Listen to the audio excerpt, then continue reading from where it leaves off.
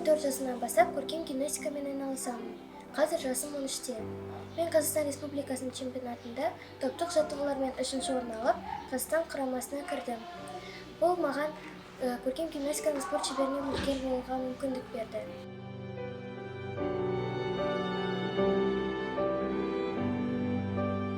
Мен Азиза, мен бір сыныпта оқимын.